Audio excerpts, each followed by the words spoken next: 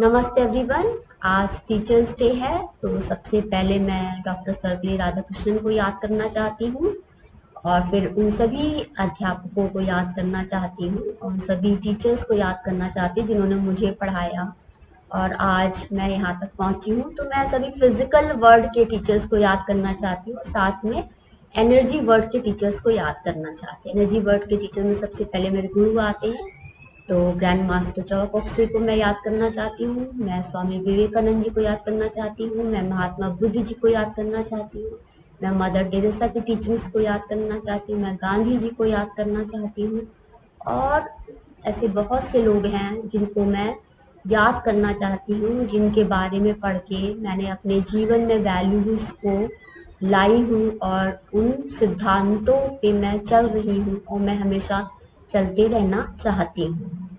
और सबसे पहले जो है मेरे भगवान ही मेरे गुरु हैं और मेरे भगवान ने ही मेरा मार्गदर्शन किया है और मेरे जीवन को इस तरह से डिज़ाइन किया है, इस तरह से प्लान किया है कि मैं उस रास्ते जा रही हूँ।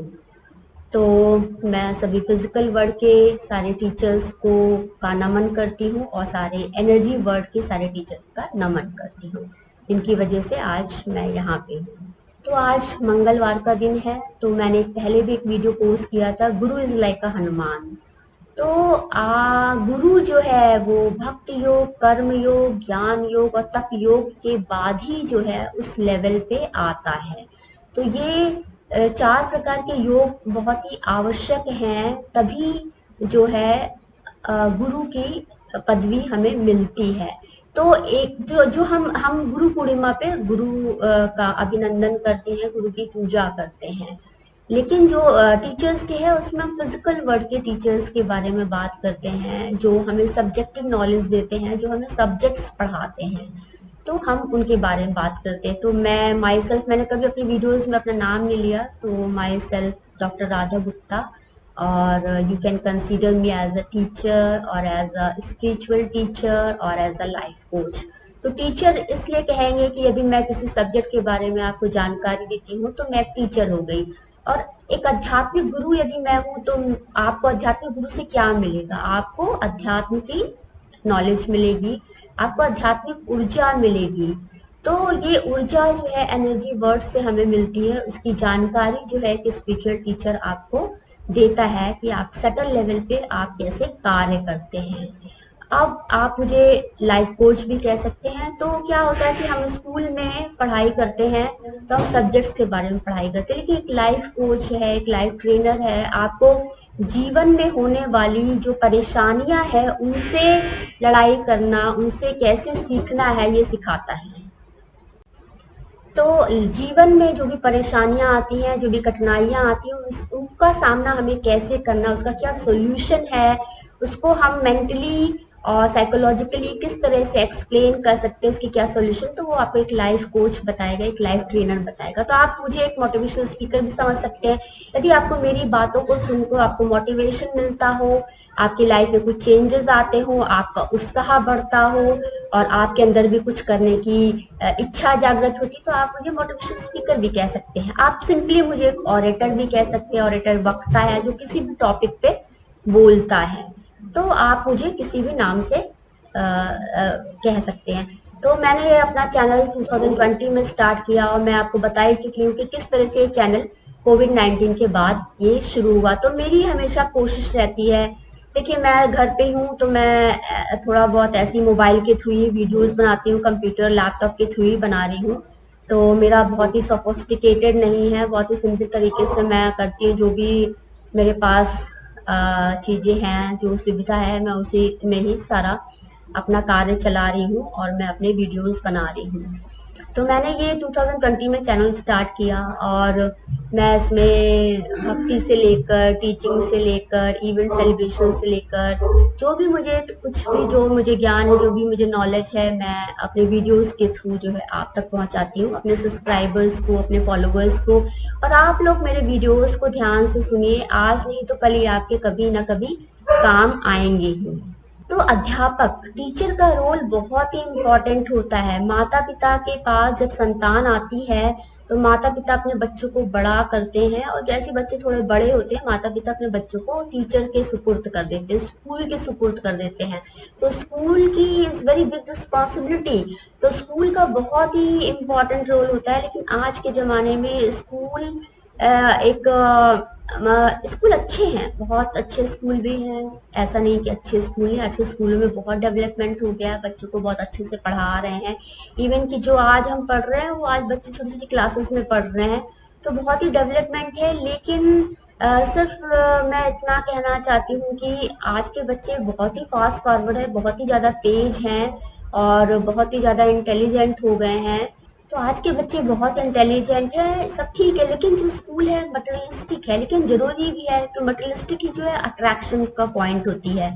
तो जितना ज़्यादा आप मटेरियल यूज़ करते हैं तो लोगों का ध्यान जो है उस तरफ जाता है, लेकिन हमें लगता है कि हमें मिनिमम जितना कम से कम हम यूज़ कर सकें हमें उतना ही यूज़ करना चाहिए। तो आज हमें बच्चों को जो है अपने देश के लिए अग्रसर रहने के बारे में बताना चाहिए, अपनी फैमिली के बारे में बताना चाहिए। आज सब अकेले हो गए हैं। आज माता पिता के जीवन में बच्चे अवरोध हो गए हैं कि माता पिता जो है एंजॉय नहीं कर पा रहे हैं, और बच्चे उनके जीवन में बाधा आ गए हैं कि बच्चे माता पिता नहीं कुछ कार्य नहीं कर पा रहे हैं, तो उनकी सक्सेस जो है बच्चों से रुक रही है। और बच्चे आज अकेले हो गए, माता पिता भी अकेले हो गए, तो बच्चे वही सीख रहे हैं जो माता पिता कर रहे हैं। तो ये बिल्कुल भी गलत है। आपको कहीं ना कहीं तो कनेक्ट होना ही है। आप फैमिली में नहीं कनेक्ट होंगे तो आपको बाहर कनेक्ट होना पड़ेगा। यदि आप घर के काम नहीं करेंगे तो आपको बाहर के काम करने पड़ेंगे। तो टीचर का जो है बहुत ही इम्पोर्टेंट रोल होता है। स्कूल में हम सब्जेक्टिव नॉलेज हमें मिलती है, तो मेरा अभिप्राय है कि स्कूलों में बच्चों को प्रैक्टिकल नॉलेज देनी चाहिए। हमें ठीक है, आई अंडरस्टैंड दैट कि अब सभी लोग जो है लाइव ट्रेनर बन जाएंगे, तो भाई इंडस्ट्री कौन चलाएगा, कारखाने कौन चलाएगा, और कौन शॉपकीपर बनेगा, कौन फैब्रिक का निर्माण करेगा, कौन डिफरेंट केमिकल्स के बारे में सोचेगा। तो ये सारी बहुत सी चीज़ें हैं। कौन मेट्रो बनाएगा, कौन मजदूर बनेगा, कौन सब्जी वाला होगा, कौन किसान बनेगा। तो लेबर ऑफ डिवीज़न तो सभी जगह है। अब सभी लाइफ ट्रेनर लाइफ कोच बन जाएं तो फिर बताइए संसार का क्या होगा। तो संसार को चलाना है तो लेबर ऑफ डिवीज़न होगा ही, और सब अलग अलग सबका रोल होगा। तो सभी अपने अपने रोल में परफेक्टली काम करें और अच्छे से कार्य करें, तो ये बहुत ही ज़रूरी है। तो एक अध्यापक और एक आध्यात्मिक गुरु में क्या डिफरेंस है? एक अध्यापक वो होता है जो हायर स्टडीज जिसने की होती है, और जिसका एजुकेशन क्वालिफिकेशन ज़्यादा नहीं होता है। तो एक वो साधारण टीचर होता है, और जिसने पीएचडी कर रखी होती है, पोस्ट डॉक कर रखा है, तो उसको एक प्रोफेसर की डिग्री मिलती है, कैसे उसे प्रोफेसर की डिग्री मिलती है। अदरवाइज एक स्कूल टीचर आप बन जाते हैं। स्कूल टीचर में भी जो है आप बेसिक टीचर्स भी रहते हैं और हायर क्लासेस को भी पढ़ाते हैं। तो ये डिफरेंस आता है। अब आध्यात्मिक गुरु क्या है? आध्यात्मिक गुरु की जो पदवी है वो आपको मिलती है 4 प्रकार के योग से: भक्ति योग, ज्ञान योग, कर्म योग और तप योग। तो तप क्या है? तप इज सेक्रीफाइस। तो जब आप सेक्रीफाइस चीज़ों का करते हैं, अध्यापक भी सेक्रीफाइस करता है कि भाई वो सुबह सुबह कोचिंग पहुंच जाता है, रात में देर तक बच्चों को पढ़ाता है, अपना पूरा जो है प्लान ऑफ वर्क बनाता है, नोट्स बनाता है, और बच्चों के एग्ज़ाम लेता है, इंटरव्यू लेता है, बच्चों से बातें करता है। तो वो अपना फैमिली एंजॉयमेंट छोड़कर जो है वो बच्चों के साथ लगा रहता है, बच्चों के डेवलपमेंट, बच्चों का विकास करता है। तो वो भी एक सेक्रीफाइस है, एक तप है। और आध्यात्मिक गुरु भी तप करता है। आध्यात्मिक गुरु क्या किस किस प्रकार का तप करते हैं कि वो खाना बहुत ही कम खाते, निराहार रहते हैं। ब्रह्मचर्य का पालन करना एक सबसे बड़ा तप योग है, और कहते हैं कि ब्रह्मचर्य का पालन करने से ही जो है सबसे अधिक पावर आती है इंसान में। तो आज मंगलवार है, तो गुरु इज लाइक हनुमान। तो हनुमान जी को के पास इतनी शक्ति क्यों थी? क्योंकि वो ब्रह्मचारी थे। तो ब्रह्मचारी जब इंसान होता है तब उसके अंदर जो है इनॉर्मस पावर आ जाती है। तभी इसीलिए कहते हैं कि जब भी हमें कुछ शक्तिशाली काम करना होता है या हमें कोई ऐसा काम होता है जो हमारे लिए बहुत कठिन हो, तो हम जय जय श्री राम प्रभु का नारा लगाते हैं। जय जय श्री राम प्रभु का नारा लगाने का मतलब ये नहीं है कि लड़ाई झगड़ा करना है और आपको कुछ गलत काम करने हैं और आपको कुछ समाज में जो है फैलाना है, ये नहीं है। जो कठिन कार्य होते हैं, कठिन कार्य को सरल बनाने के लिए हम जय जय श्री राम प्रभु का नारा लगाते हैं। तो जय जय श्री राम प्रभु का नारा लगाने से हमारे अंदर एक शक्ति का संचार होता है, एक ऊर्जा का संचार होता है। हम जय जय श्री राम प्रभु हनुमान जी को के बारे में सोचते हैं। हनुमान जी क्या करते हैं? प्रभु का कार्य करते हैं, भगवान का कार्य। तो मैं भी एक हनुमान जी के जैसी हूँ और मैं भी अपने भगवान का कार्य कर रही हूँ। तो आज हर एक टीचर जो है अपने आप को यही समझ ले कि हम भगवान का कार्य कर रहे हैं। तो हर इस संसार में रहने वाला हर एक व्यक्ति यदि ये समझ ले, जो जो जहाँ जहाँ पर है, कि हम सब अपने प्रभु का कार्य कर रहे हैं, हम सब अपने भगवान का कार्य कर रहे हैं। अब भगवान ने हमें ये पोजीशन दी है, हमें इस काबिल समझा है कि हम ये कार्य करें, तो हम उस कार्य को पूरी निष्ठा, पूरी ईमानदारी के साथ निभाएं। तो सारी चीज़ें समाज में बहुत ही व्यवस्थित हो जाएंगी, बहुत ही हारमोनी में रहेंगी और समाज जो है वो सुदृढ़ बनेगा और सुशील बनेगा। तो ये अध्यापक का रोल है। अब जैसे जो बचपन में आदत डेवलप हो जाती है ना, उसको आप खत्म करना बहुत मुश्किल होता है। अब जैसे किसी टाइम में आपकी आदत पड़ गई लैपटॉप कंप्यूटर यूज करने की, अब इतना एडिक्शन हो जाता है कि जब तक आप लैपटॉप कंप्यूटर पर ना बैठे तो आपको बड़ी प्रॉब्लम हो जाएगी। लेकिन फिर यदि आप दृढ़ निश्चय कर ले कि नहीं मुझे इसको छोड़ना ही है, फिर आप देखिए 1-2 महीने आप छोड़ दीजिए, फिर आप उसको दोबारा से करिए तो वो बहुत ही मुश्किल होता है। तो ये सारी बातें जो थी दृढ़ निश्चय की, कितना आप दृढ़ हैं, तो ये सारी बातें कौन सिखाएगा? अध्यापक सिखाता है, जो टीचर सिखाता है। मुझे लगता है कि स्कूलों में जो हमें सब्जेक्टिव और बुकिश नॉलेज दी जाती है, तो उसके साथ साथ टीचरों को जो है बच्चों को प्रैक्टिकल नॉलेज भी देनी चाहिए, जिससे जिससे उन्हें जीवन की सच्चाई मिले। क्योंकि हमें डिग्रियां हासिल हो जाती है और बाद में जब हमारे जीवन में बहुत सारी मुसीबतें आती, तब हमें लगता है ये सब डिग्रियां तो यूजलेस हो गई, इन सब डिग्रियों का कोई भी यूज नहीं है हमारी लाइफ में। तो प्योरिफिकेशन ऑफ माइंड, तो प्योरिफिकेशन ऑफ माइंड बहुत ही इम्पॉर्टेंट है। आप एक सिंपल साधारण जीवन भी व्यतीत करते हैं तब भी, और आप एक आध्यात्मिक पथ पे हैं तब भी आपको purification of mind is very important. तो प्योरिफिकेशन कैसे करना है? आप अपने माइंड में लगातार फीड करते रहिए, पॉजिटिव थॉट्स को आपको फीड करते जाना है। तो यही तो होता है कि हम अपना जब इंटरनेट पे बैठते हैं तो हम कुछ अच्छा देखते हैं, अच्छा स्टफ देखते हैं। अच्छा स्टफ देखने से हमारे माइंड में जो है एक अच्छी ऊर्जा का संचार होता है। अब हम कुछ किताबें पढ़ रहे हैं तो किताबों में भी हम जो है हाईलाइट करते, कुछ अच्छे पॉइंट्स हाईलाइट करते हैं। और हम यदि कोई सब्जेक्टिव बुक भी पढ़ रहे हैं तो उसमें भी हम कुछ ऐसे पॉइंट्स को हाईलाइट करते हैं जो हमारे माइंड में जो है एक एक क्रिएट करता है, एक आइडिया क्रिएट करता है। जैसे हम सपोज हम रिएक्टर पे काम कर रहे हैं, या हम सपोज कुछ भी मैन्युफैक्चरिंग चीज़ों पे काम कर रहे हैं, तो वहाँ पे हम जब कुछ चीज़ें पढ़ रहे होते हैं तो एक हमारे अंदर क्रिएशन आता है कि हम इसको इस तरह से बनाएंगे, हम इस तरह से कुछ डिज़ाइन करेंगे। तो पॉजिटिव थॉट, कंस्ट्रक्टिव थॉट से हमें अपने माइंड को फीड करना है। तो ये आज एक टीचर का रोल है, एक अध्यापक का रोल है कि वो आपके माइंड को कैसे कंस्ट्रक्टिव थॉट से आपको भर देता है, जिससे आप 24 आवर आपके दिमाग में कंस्ट्रक्टिव थॉट्स चलेंगे कि हमें अब नेक्स्ट क्या करना है, हमें नेक्स्ट क्या आइडिया लाना है, हमें क्या करना है। तो ये बहुत ही आवश्यक है। तो आज एक अध्यापक का रोल यही है।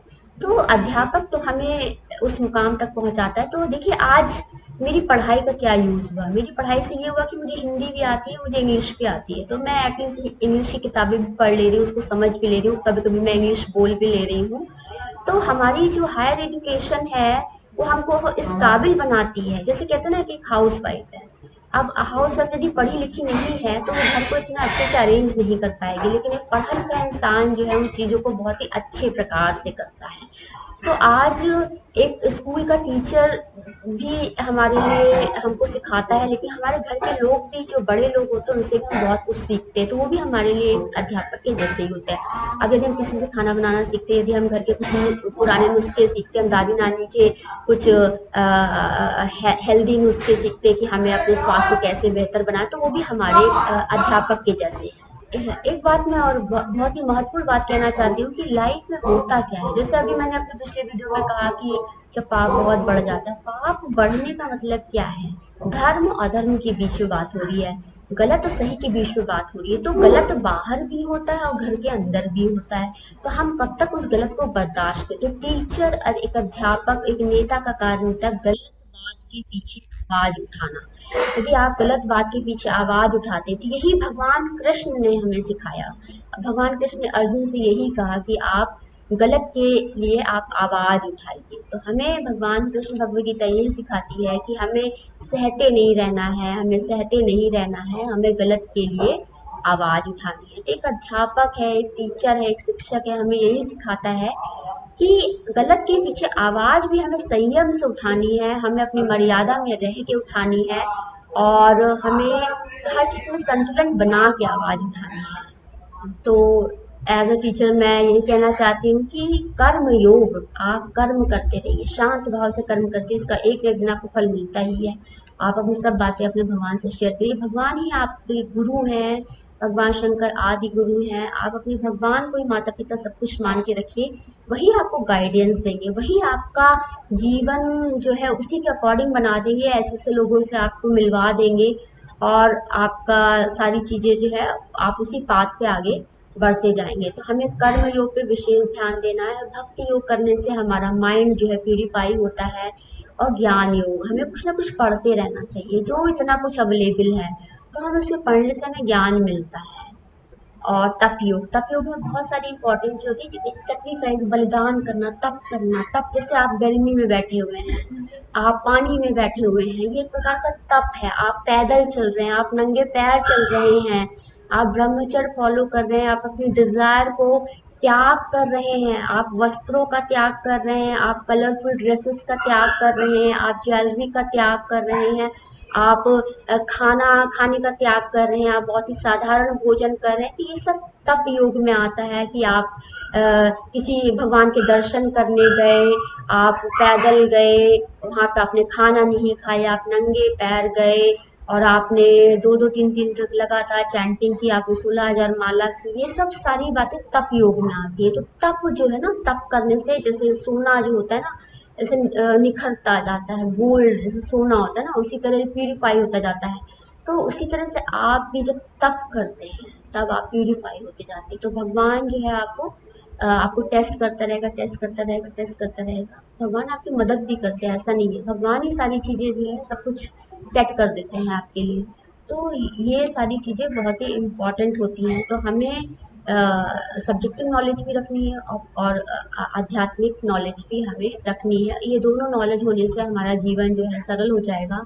हमें बहुत ही प्रैक्टिकल तो होना है, बहुत ही प्रैक्टिकल यदि लाइफ में हो जाएंगे तो लाइफ में फिर आप प्रोफेशनल ही रह जाएंगे। आप कहते हैं ना, मास्टर ग्रैंड मास्टर ने बताया कि सब कुछ जो भी आप करें बाय हार्ट करें।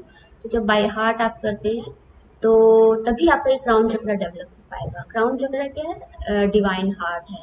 तो आपको डिवाइन हार्ट और जो आपका फिजिकल हार्ट है, आपको उस दोनों को इक्विवेलेंट और इक्वल बनाना है। यही एक ट्विन हार्ट मेडिटेशन जो है ग्रैंड मास्टर ने डिज़ाइन किया था। और जिसका हार्ट जो है अंडर डेवलप होता है, तो वो उसके जीवन में ही बहुत प्रॉब्लम आती है, उसके रिलेशनशिप बहुत ही पुअर होती है, और उसके फ्रेंड्स बहुत कम होते हैं, और उसका साथ निभाने वाले लोग जो होते हैं बहुत ही कम होते हैं। तो बहुत ज़्यादा प्रैक्टिकल होना बहुत ज़रूरी नहीं है। आप आज हम अपने जॉब के लिए इन सब चीज़ों के लिए बहुत ही प्रोफेशनल होते जा रहे हैं। हमारे रिश्ते जो हैं वो बिल्कुल वैसे हो गए हैं कि हम जस्ट मतलब के लिए बात करते हैं, और हमें किसी से कोई लेना देना नहीं होता है। तो ये नर्चरिंग होती है। यदि आप पहले से जिस तरह से आपकी नर्चरिंग बचपन से हो रही है, तो आप उसी तरह के हो जाएंगे। आज सब अपने अपने अलग अलग कमरों में बैठे हुए हैं, तो इतनी प्राइवेसी हो गई है, किसी के पास टाइम ही नहीं एक दूसरे से बात करने का। तो ये सब चीज़ें जो है हमको एक नए रास्ते ले जा रही हैं। तो हमें इन सब चीज़ों को ख़त्म करना है। तो हमें आज जो है गलत विषयों के विरुद्ध बातें करनी, जो गलत समाज में हो रहा है उसके अगेंस्ट जो है हमें आवाज़ उठानी, लेकिन संयम में मर्यादा में रह के आवाज़ उठानी। अब देखिए, कुछ लोग भूख हड़ताल करते हैं, तो भूख हड़ताल भी एक तप ही होता है कि हम खाने को सेक्रीफाइस करके अपनी बात को मनवाएंगे लोगों के सामने, एटलीस्ट लड़ाई झगड़ा तो नहीं करे ना, भूख हड़ताली तो करे, बिना खाए पिए अपनी बात को कहेंगे, तो ये सारी चीजें रहती हैं। तो आज मैं बहुत ज़्यादा तो नहीं बोलना चाहती हूँ, सिर्फ इतना ही कहना चाहती हूँ कि अ, भगवान को यदि आप नहीं मानना चाहते हैं तो फिर आप सारे मंदिर हटा दीजिए, आप सारे ग्रंथ को हटा दीजिए, सारी बुक्स को हटा दीजिए। फिर क्यों आप पब्लिश कर रहे हैं? देखिए ये भगवान बल्कि हमें जो है आसरा देते हैं। घर मंदिर जो है हमें एक आसरा देने की, सोचिए कि कितने लोगों की जॉब, कितने लोगों को आश्रय मिलता है मंदिरों की वजह से। मंदिर में कितने लोग काम करते हैं, कितने लोगों का जीवन यापन होता है, भगवान का प्रसाद से कितने लोगों का पेट भरता है। आप इस तरह से सोच के देखिए कितना रेवेन्यू है, लाइक कितना आय आय का आदान प्रदान होता है। अब एक फूल वाला फूल बेचता है, उसका पैसा, वस्त्र बेचे जाते हैं, भगवान की कितनी सारी पूजा सामग्री का निर्माण होता है, मैन्युफैक्चरिंग, तो ये सब एक समाज में कार्य, एक इंगेजमेंट है। और भगवान हमें इंगेज करता है काम के जरिए। और हम घर में पूजा करते हैं, घर में एक पूजा का स्थल होता है, तो घर में एक सात्विक एनर्जी आती है, बच्चे भी हमारे वही सीखते हैं। अब जिस घर में मंदिर ही नहीं है, बस उठे सुबह उठे खाया पिया सो गए काम किया, वो घर घर नहीं है। आप पूजा करिए, कुछ अच्छी घर में अच्छे स्वरों का उच्चारण होगा तो घर में सात्विक ऊर्जा आएगी। सिर्फ खाया पिया सो गए यही जीवन नहीं है, सिर्फ यही जीवन नहीं है कि खाया पिया सो गए, हमें कुछ तो करना ही है। तो आज जो लोग घरों में एडजस्ट नहीं कर पा रहे हैं, जो अपने पारिवारिक जीवन से खुश नहीं है, वो आश्रम जाते हैं, वो मंदिर में शरण लेते हैं। तो भगवान हमें यही तो सिखा रहा है कि देखिए आज आप उनके साथ एडजस्ट नहीं कर पा रहे हैं, आज आप उनके लिए नहीं कर पा रहे, तो आपको देखिए फिर फर्दर आपको एडजस्टमेंट बाहर करना पड़ रहा है। और बल्कि मैं ये कहना चाहती हूँ कि आज देखिए वस्त्रों की दुकान है, घर के सामान की दुकान है, तो ये सब मनी का एक्सचेंज है, एक वर्क इंगेजमेंट है। लोग कारखाने में सामान बनता है, फिर वहां से मार्केट में आता है, मार्केट से लोग खरीदते हैं, तो ये सब एक वर्क इंगेजमेंट है। अब सभी बैठ जाएं तो कुछ ऐसे दुनिया चलेगी ही नहीं चलेगी। सोचिए इतने बड़े बड़े मंदिरों हैं, मंदिर में दर्शन होता है, लोग आते जाते हैं, ट्रैवल करते हैं, सोचिए रेलगाड़ियां चल रही हैं, ट्रेन चल रही है, उसमें कितना टिकट लोग खरीद रहे हैं, कितना पैसे का खर्च हो रहा है। तो आप इस तरह से सोच के देखिए। तो आज जो है मंदिरों का भव्य निर्माण हो रहा है, लोग बाहर से लोग दर्शन करने आते हैं, कितने कितने भव्य आयोजन होते हैं, तो इन सब चीजों से जो है एक प्रतिष्ठा स्थापित होती है। और साथ में भगवान हमारा ही तो पालन कर रहे हैं, भगवान को क्या मिल रहा है बताइए आप? भगवान को हम रख कर ही तो सब कुछ कर रहे हैं, तो भगवान हमारा ही तो कर रहे हैं। भगवान भगवान को क्या प्रसाद जो लगाते क्या भगवान खा लेते हैं? वो हम ही को हम ही तो खा रहे हैं। भगवान उसको स्वीकार करते हैं, उसको एनर्जी फॉर्म में स्वीकार करते हैं, लेकिन वो खत्म तो नहीं हो जाता है ना। तो वो आप ही तो खा रहे हैं, आप दूसरों को बांट रहे हैं, तो ईश्वर जो है हमें जो है कहते हैं ना भगवान विष्णु जो है जगत के पालनहार है, भगवान हरि जो है सबका देखते हैं। तो तो उन्हीं की वजह से तो हमें हम लोग को सब कुछ मिल रहा है। तो ये सब एक माध्यम है, माता पिता बच्चों के लिए माध्यम होते हैं, टीचर विद्यार्थी के लिए माध्यम, टीचर होता है, टीचर के लिए माध्यम विद्यार्थी होता है।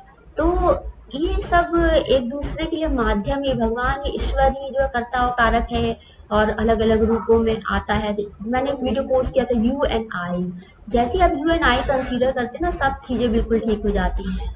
अब भगवान मेरे समक्ष इस रूप में है तो मैं उनके समक्ष इस रूप में हूँ, अब भगवान मेरे समक्ष उस रूप में है तो मैं उनके समक्ष किसी दूसरे रूप में हूँ। तो ये सारी चीजें रहती हैं। और रहेगी बात कि हम भारत की, तो भारत में, भारत हमारा बहुत ही अच्छा देश है, कहते हैं भारत सोने की चिड़िया सब कुछ था, लेकिन भारत में एक चीज का बड़ा प्रॉब्लम है। यहाँ पर धर्म के नाम पर एक दूसरे को उकसा के लड़ाई झगड़ा कराना बहुत ही आसान हो जाता है, और वोट के लिए उत्तर और दक्षिण में लड़ाई कराना, फिर ये सब करना, ये सब जो है अपने फायदे के लिए लोग ये जो करते हैं ना, ये बिल्कुल भी ठीक नहीं होता है। और देखिए पक्ष और विपक्ष होता है, भाई एक क्वेश्चन अराइज होगा तभी उसका इधर आंसर दिया जाएगा। तो ये सारी चीजें होती हैं। और वर्ड इज ए इल्यूजन लोग बोलते हैं, तो ये ईश्वर की माया है, तो ईश्वर ने ही ये सब कुछ जो है बनाया हुआ है। तो मैं सिर्फ यही कहना चाहती हूँ कि आज जो भी इंस्टीट्यूट है, सोचिए इंस्टीट्यूट में कितने लोग काम करते हैं, कितने लोगों का जीवन चल रहा है, कितने लोगों का परिवार चल रहा है, आगे बताइए भगवान ने कितना सब माध्यम बनाया हमारे लिए। तो आप इसको इस तरह से सोच के देखिए। आप बताइए कि आज के बच्चों को तो पता ही नहीं है, मुझे भी ज़्यादा कुछ नहीं पता था, अब मैं थोड़ा-थोड़ा पढ़ती हूँ, चीज़ें समझ रही हूँ, तो मुझे भी धीमे-धीमे सारी चीज़ें पता लग रही हैं। कितने लोगों ने किताबें लिखी, कितने लोग पब्लिश करते हैं, और बताइए वही किताबें हमारे जीवन का आधार होती हैं, उन्हीं को पढ़कर हम अपने दिमाग में एक थॉट डेवलप करते हैं, एक पिक्चर बनाते हैं, एक कहानी बनाते हैं, उस कहानी का हमारे जीवन में बहुत प्रभाव पड़ता है। इसलिए कहते हैं लिखने वाले, बोलने वाले को बहुत सोच समझ के लिखना चाहिए, क्योंकि ये फ्यूचर जनरेशन को बहुत ही प्रभावित करेगा। तो ये सारी हमारी रिस्पॉन्सिबिलिटी है, everyone should be very responsible. तो हर कोई इंसान जो है बहुत ही रिस्पॉन्सिबल हो जाए, तो ये समाज जो है सुधर जाएगा। हमें कुछ भी जल्दीबाजी में नहीं करना चाहिए। कभी कभी कुछ जल्दीबाजी हो भी गई, कुछ गलती से कह भी दिया, तो उसको आप इतना ज़्यादा आप उसको हैवी मत लीजिए। तो मैं सिर्फ इतना ही कहना चाहती हूँ कि आजकल के बच्चों को हमारे पुराने इतिहास के बारे में पता ही नहीं है, बहुत ही कम पता है। तो हमें आज कुछ सब्जेक्ट्स ऐसे बनाने चाहिए। हमने भूगोल इतिहास पढ़ा है हमने, लेकिन हमें और भी बातों की नॉलेज होनी चाहिए। तो आज के टीचर्स को ऐसा सिलेबस डिज़ाइन करना चाहिए कि बच्चे पढ़ाई के साथ साथ इन सब बातों की भी नॉलेज उन्हें होती रहे, जिससे कि आगे चल के उनकी उनको सब चीज़ें पता होनी चाहिए। ये नहीं कि वो कि किसी एक चीज़ के वजह से हमने दूसरी चीज़ हमें पता ही नहीं लग पाई, तो वो वैसा नहीं होना चाहिए। अब पता लगा लोग कहते हैं अच्छा हम 40 साल के हो जाएँगे, 50 साल के हो जाएँगे तब हम ऐसा करेंगे। तो ये चीज़ें नहीं होनी चाहिए। तो हमारे जीवन के साथ-साथ सारी चीज़ें चलती रहनी चाहिए। तो as a teacher, as a अध्यापक मैं आप सबसे यही कहना चाहती हूँ कि हमें कुछ अच्छा करना है, और हमें एक नए समाज का, एक नए युग का निर्माण करना है। और हम सब यहाँ पे भगवान के सर्वेंट हैं, भगवान के सेवक हैं, अपना भगवान का काम करने के लिए ही आए हैं। हर एक व्यक्ति जो है कार्य ही कर रहा है। और जैसे कहते हैं ना कि जब कोई सर्वेंट बहुत ही डिसिप्लिन होता है, बहुत ही आज्ञाकारी होता है, तो मास्टर को पसंद आता है। उसी तरह भगवान का जो भक्त होता है, तो भक्त भी जब बहुत ही अच्छा होता है तभी भगवान को बहुत पसंद आता है। तो ये सभी के साथ है, ऐसा नहीं है, it is a natural phenomena कि सभी को वही लोग पसंद होते हैं जो मतलब शांत रहे, हाँ में हाँ मिलाएं, और आपके अपोज में ना बात, जब जैसे अपोजिशन की बात आती है ना, वहीं पे सारी चीज़ें सीन बिगड़ जाते हैं सारे। तो यही बात है कि जब सहमति होती है तो वहाँ पर, लेकिन जहाँ पर सहमति होती है, जहाँ पर इंसान झुकता है, तो दूसरा भी फिर सोचता है कि नहीं ये क्या गलत है क्या सही है। तो ये सारी चीज़ें बहुत ही महत्वपूर्ण होती है। तो अध्यापक दिवस पर एक बार फिर से मैं सभी को हैप्पी टीचर्स डे कहना चाहती हूँ। और मेरा भी बहुत ड्रीम था कि मैं एक अच्छी टीचर, एक अच्छे अध्यापक बनूँ, और मैं ग्रैंड मास्टर के जैसे बनूँ, स्वामी विवेकानंद जी के जैसे बनूँ, और महात्मा बुद्ध के जैसे बनूँ। तो मेरा मेरा ड्रीम तो महात्मा बुद्ध के जैसा ही है। और मुझे मोक्षा में, लिबरेशन में बहुत ही इंटरेस्ट था। तो मैं पूरी तरह से कोशिश कर रही हूँ भक्ति योग में, और तप योग में, और कर्म योग में, और ज्ञान योग को हासिल करने में। और भगवान कृष्ण ने जो बोला है कि निष्काम आप कार्य करते रहिए, फल की चिंता मत करिए। तो मैं इसी पे पूरी तरह से, आज कि मैं चाहे जितनी भी मेहनत कर लूँ, मुझे फल मिले या ना मिले, बट मुझे अपने आप को बिल्कुल भी डिस्करेज नहीं करना है, मुझे खुश रहना है। ठीक है, जो हो रहा है सो हो रहा है, तो जो होगा देखा जाएगा। वंस अगेन आप सभी को शिक्षक दिवस की बहुत बहुत शुभकामनाएं और बधाइयाँ। Thank you everyone. नमस्ते एवरीवन।